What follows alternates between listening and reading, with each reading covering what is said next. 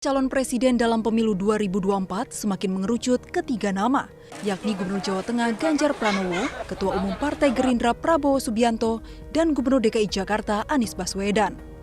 Hasil survei elektabilitas yang dilakukan Poltreking Indonesia menunjukkan, baik Ganjar, Prabowo maupun Anies memiliki modal elektabilitas yang kuat untuk diusung dalam Pilpres 2024. Berdasarkan simulasi pertanyaan terbuka, elektabilitas Ganjar Pranowo adalah yang teratas dengan elektabilitas 18,2%. Disusul Prabowo Subianto dengan 17,1% dan Anies Baswedan 10,2%.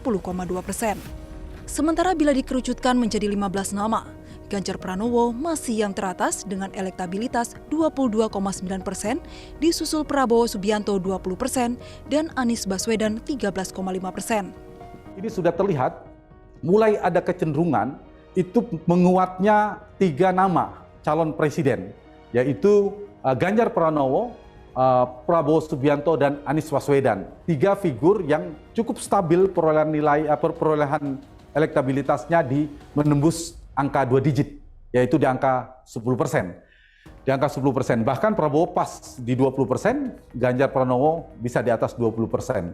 Jadi 3 nama ini adalah untuk peta politik elektoral kali ini.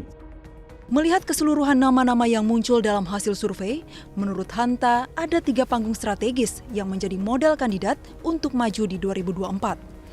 Yang pertama adalah panggung kepala daerah, kemudian panggung ketua umum partai politik, dan yang ketiga adalah panggung menteri kabinet. Namun peta elektabilitas capres masih sangat cair karena berbagai dinamika koalisi parpol masih mungkin terjadi jelang Pilpres 2024. Survei nasional ini dilakukan pada 3 hingga 10 Oktober 2021 terhadap 1.200 responden melalui wawancara tatap muka. Tingkat kepercayaan survei ini sebesar 95% dengan margin of error 2,8%. Dari Jakarta, Tim Liputan Metro TV. Pemirsa, elektabilitas Capres 2024 semakin mengerucut ke 3 nama, Ganjar Pranowo, Prabowo Subianto, dan Anies Baswedan. Apakah peta politik tersebut masih bisa berubah? Saya akan bertanya langsung ke Direktur Eksekutif Poltreking Indonesia, Hanta Yuda. Mas Hanta, selamat malam. Mas Hanta, apa faktor yang mempengaruhi elektabilitas 3 nama ini, Ganjar, Prabowo, dan juga Anies Baswedan? Ya, 3 nama ini adalah calon presiden yang bisa dikategorikan calon presiden berpotensi capres kuat.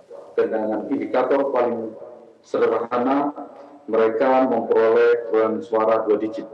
Ada panggung strategis tadi yang seperti saya sampaikan di prolog TV tadi.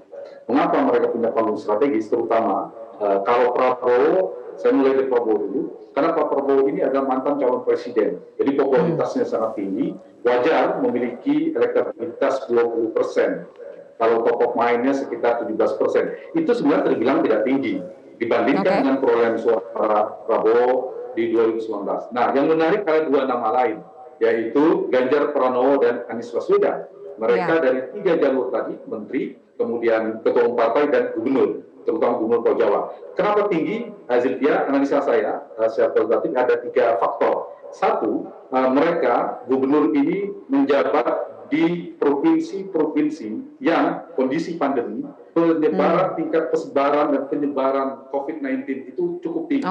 Sehingga peliputan medianya juga tinggi, menyebabkan panggung mereka itu menjadi strategis. Yang kedua, mereka adalah gubernur provinsi-provinsi besar. Jadi selain Ganjar, ada Anies, kemudian sebenarnya ada Ridwan Kamil dan Khofifah, punya potensi yang sama memanfaatkan panggung politik yang atraktif sebagai gubernur di Pulau Jawa dengan jumlah pemilih pelumbung suara yang sangat besar. Itu bahkan ada yang lebih dari 30 juta pemilih. Itu menyebabkan faktor kedua mereka strategis karena berada di lumbung-lumbung suara elektoral kita. Yang ketiga, satu lagi adalah faktor mereka sebagai gubernur. Itu masih tren pemilih menjadikan jalur atau eskalator politik yang strategis di gubernur itu karena menjadi jalur yang paling empuk, menjadi jalur karpet merah. Karena apa? Karena presiden sekarang adalah juga trennya dari gubernur, yaitu gubernur DKI. Sehingga figur-figur yang bisa memanfaatkan panggung politik secara atraktif itu, kemudian mereka juga bisa memanfaatkan gaya komunikasi politik yang tepat dan memaknai momentum, mereka bekerja secara sistematis ya mendapatkan tempat. Dan tambah lagi adalah Ganjar dan Anies yang relatif paling atraktif, paling agresif tanda petik melakukan gerakan politik lebih sistematis ketimbang Khofifah maupun Ridwan Kamil. Mas Hanta, 3 orang ini masing-masing punya panggungnya sendiri. Apakah urutannya masih bisa berubah di antara 3 orang ini mungkin? Atau bahkan mungkin ada orang lain di luar 3 ini yang bisa menyalip? Kalau perubahan sangat mungkin. Kenapa? Secara waktu, Zilvia, Pilpres itu kan masih 2-3 tahun lagi. Jadi waktu makin jauh. Masih jauh. Artinya terlalu dini kalau menyimpulkan bahwa kecil kemungkinan akan berubah. Kalau ada pergeseran, ada peluang, ada potensi.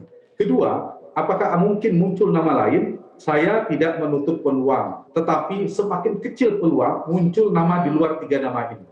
Karena Pilpres tinggal 2,5 tahun lagi.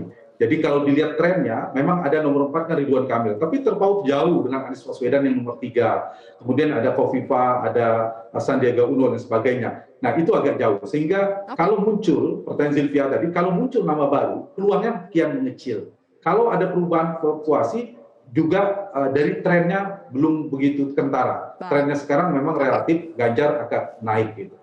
Baik, itu tadi hasil survei terakhir yang dilakukan oleh Poltreking Indonesia dan juga Mas Hanta, terima kasih atas analisa Anda. Direktur Eksekutif Poltreking Indonesia telah bergabung bersama kami di Prime News.